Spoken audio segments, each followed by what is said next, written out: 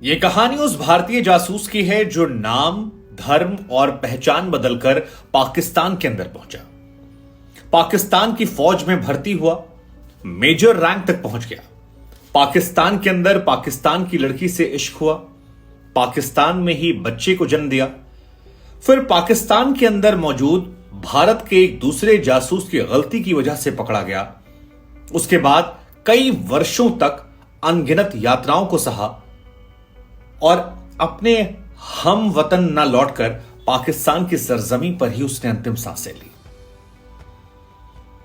इस महान जासूसी कहानियों को जासूसी गलियारों में बड़े फख्र से पढ़ा जाता है, सुना जाता है। नाम है रविंद्र कौशिक, जिसे द ब्लैक टाइगर भी कहते हैं।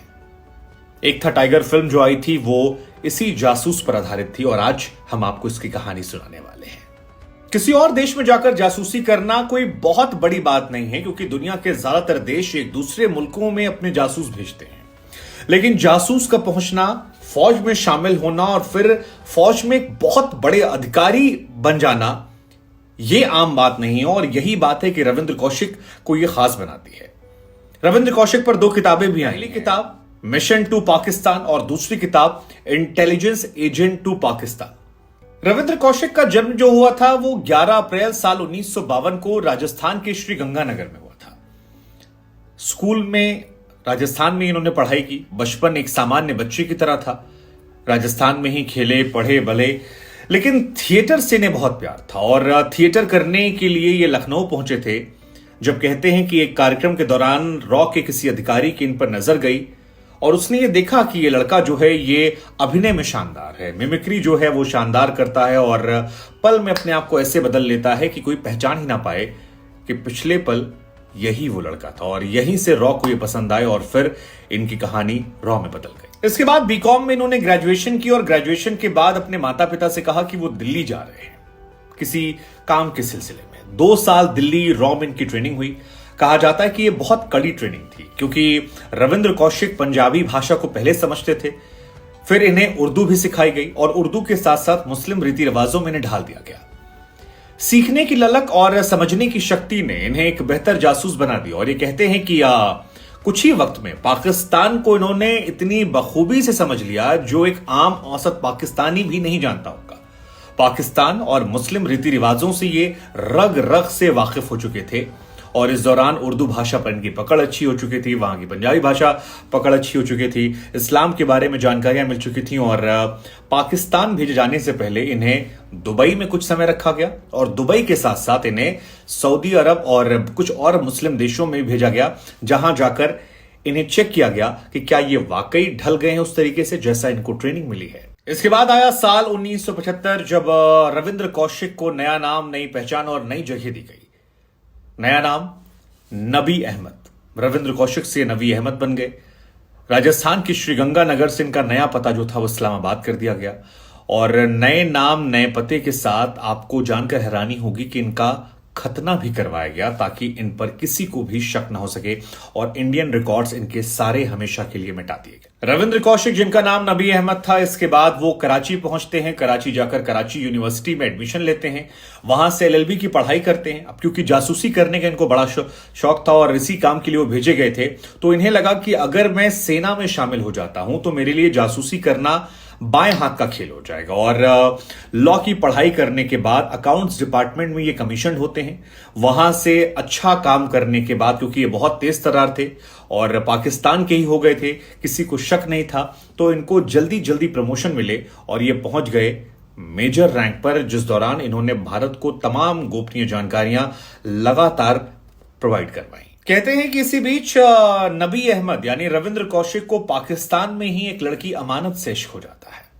अमानत के पिता जो थे वो पाकिस्तानी फौज के लिए वर्दी सिलने काम करते थे, दर्जी थे, और उनकी लड़की से इनको इश्क हो जाता है। दोनों एक दूसरे से बेइंतहा इश्क करने लगते हैं।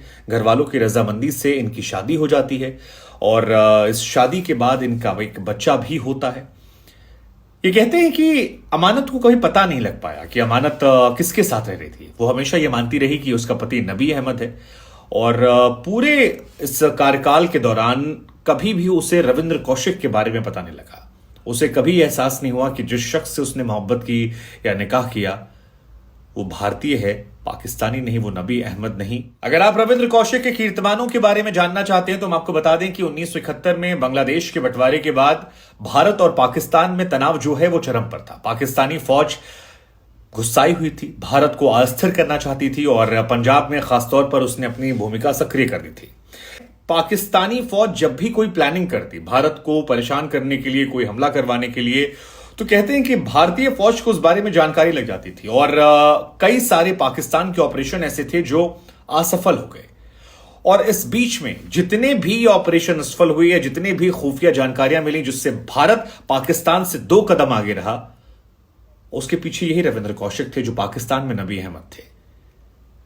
ये जो नाम इन्हें मिला था द ब्लैक टाइगर, आपको जानकर हैरानी होगी कि ये उस दौर की प्रधानमंत्री इंदिरा गांधी ने इनके सम्मान में दिया था। द ब्लैक टाइगर दिलचस्प कहानी है। 1971 से लेकर लगातार भारत की मदद करते रहे, लेकिन फिर एक भारतीय जासूस की गलती से इनका राज खुल गया।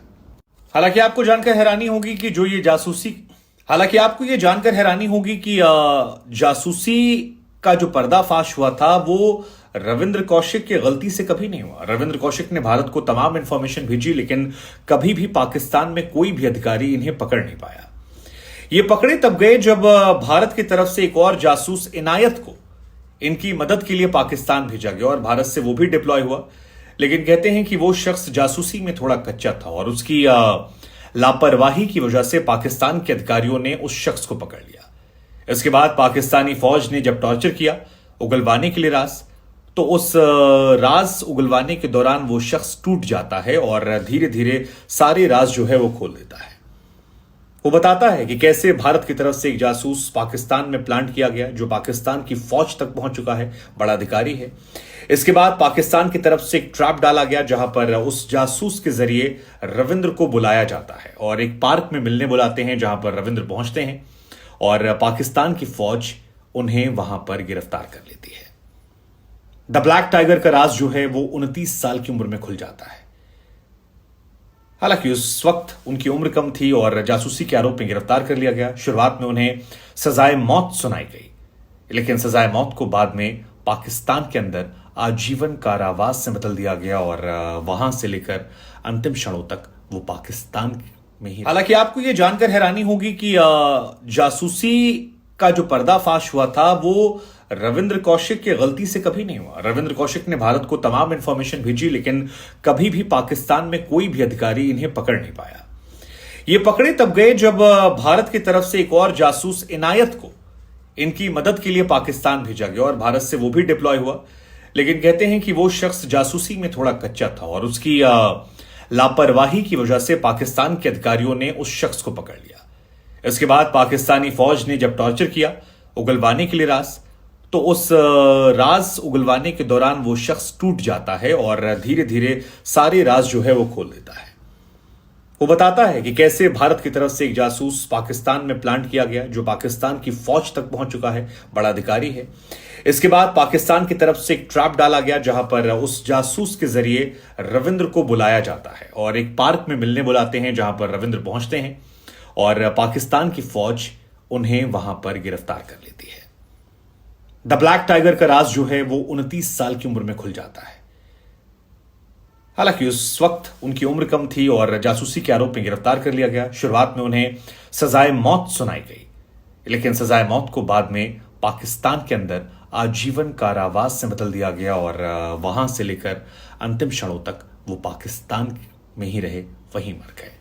कहते हैं कि पाकिस्तानी फौज ने कभी रविंद्र कौशिक को सियालकोट, कभी लखपत या कहीं और जेलों में वहां पर रखा, तमाम तरह की यातनाएं दी, भरपेट खाना न देने से लेकर शारीरिक प्रताड़नाएं, और इसका असर यह हुआ कि उन्हें टीबी जैसी गंभीर बीमारी ने घेर लिया। साल 2001 में दिल का दौरा पड़ने से उनकी मृत्यु हो जाती है। इसी बीच 1 साल के भीतर उनके पिता की भी मृत्यु हो जाती है अपने बेटे के गम में। बहुत उम्र नहीं थी रविंद्र कौशिक की और कम उम्र में भारत के लिए जो कुछ होकर गए उसे याद कर हम सभी का सीना फक्र से ऊंचा हो जाता है। हालांकि रविंद्र को आखिरी क्षणों में भारतीय एजेंसी से बहुत शिकायतें रहीं।